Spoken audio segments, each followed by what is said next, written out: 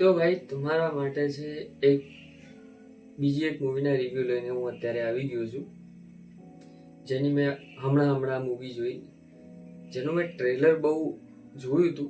એનાથી મને થોડો ઘણો અંદાજો આવી ગયો હતો કે આ મૂવી કેવી રહી શકે એમ છે.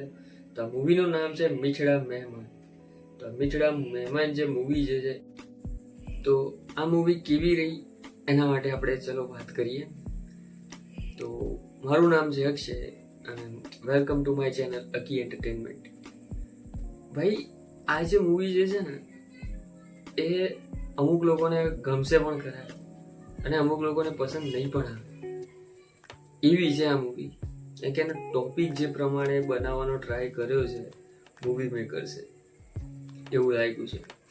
જેમાં આપણા યશ સોની એક મેઇન લીડ કેરેક્ટર નિભાવે છે.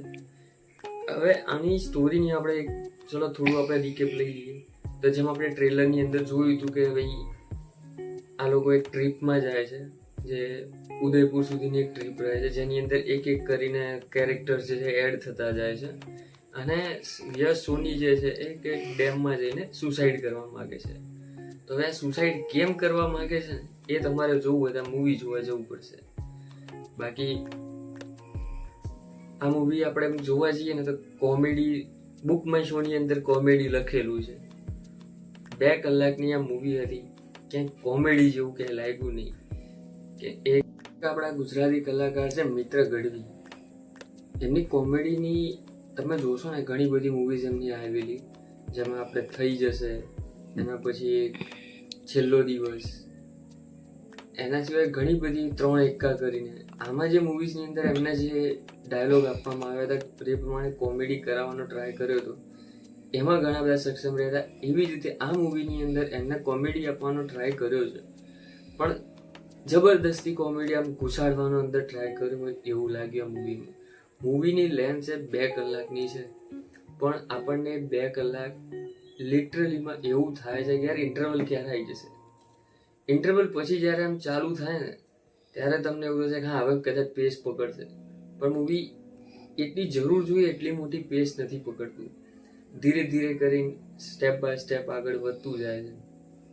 અને મૂવીનો એક મેસેજ છે, પણ મેસેજ હવે એવો છે કે ઘરની અંદર આ મેસેજ જે છે ઘણા બધા લોકો આપતા રહ્યા છે, પણ તો બી આ મેસેજનો કોઈ યુઝ નથી થતો. એ મેસેજ જ એવો છે. બાકી ઓવરઓલ જે છે સિનેમાગ્રાફી બહુ સારી છે. તમને આમ અમુક દ્રશ્યો એવા છે કે ગુજરાતથી જે ઉદયપુર તરફની જે ટ્રીપ હોય છે એની અંદર જે ગ્રીનરી એ લોકો યુઝ કરી છે સિનેમાટોગ્રાફીમાં, જબરદસ્ત. સૌથી વધારે તમને આંખોની અંદર ગ્રીનરી એટલી સારી લાગશે કે તમને એવું લાગશે થિયેટરમાં નહીં, તમે પોતે ત્યાં આગળ પોતે જાતે ટ્રીપ કરી રહ્યા છો. બીજું જે છે એનું BGM માટે આપણે વાત કરી લઈએ તો BGM ઘણું એવું સારું છે, જેનાથી તમને જ્યાં જોઈએ ત્યાં તેટલું જ મ્યુઝિક છે, જેનાથી ડાયલોગ પણ છે દબાતા નથી મ્યુઝિકના કારણે. બાકી ઘણું બધું એવું બધું આવી મૂવી છે. એના સિવાય સોંગ્સ માટે આપણે જો વાત કરીએ તો સોંગ્સ આમાં એવા છે કે જેવી તમારે એક લવની ભવાઈ મૂવી આવી હતી એની અંદર જે પ્રમાણેના સોંગ હતા, લેવલ તો એવું ના કહી શકું, પણ હા જરૂર છે એટલા સોંગ છે, 1 કે 2 સોંગ છે મૂવીની અંદર જે તમને મૂવીને સાથે ચાલે જશે તો તમને ખબર નહીં પડે કે આ સોંગ આવી જતું રહ્યું. બાકી ઓવરઓલ જે આ મૂવી જે છે ને તમને ઘણી મજા આવશે, જોવાનો આપ ટ્રાય કરી શકો છો થિયેટરની અંદર. અને એવો બી વિચાર ના આવતો હોય તો OTT ઉપરનો વિચાર પણ કરી શકો છો. ઇન ફ્યુચરમાં OTT ઉપર આવશે, કેમ કે આ મૂવી OTT માટેની જ હતી, જે યશ સોનીના માટે એ મૂવીને જે છે લઈને આવ્યા છે. ભાઈ યશ સોનીનું આપણે જોઈએ તો એમનો ઘણો એવો પ્રભાવ એમાં દેખાઈ રહ્યો છે. જો એમને એક્ટિંગ પણ ઘણી એવી સારી કરી, જે દરેક મૂવીમાં એ કરે જ છે એ પ્રમાણે જ એમને એક્ટિંગ કરી છે. બાકી હિતેન કુમાર સરનો પણ એક અંદર નાનકડો એક રોલ છે, કેમિયો રોલ જેવો, જે એટલો બધો પ્રભાવ નથી પાડી શકતી જે આ મૂવીની અંદર થઈ શકતું હતું એમ. બાકી ઓવરઓલ જે છે ને આ મૂવીને આપણે સ્ટારમાં આપણે ગણવા જઈએ તો 3 આઉટ ઓફ 5 સ્ટાર હું એને આપી શકું.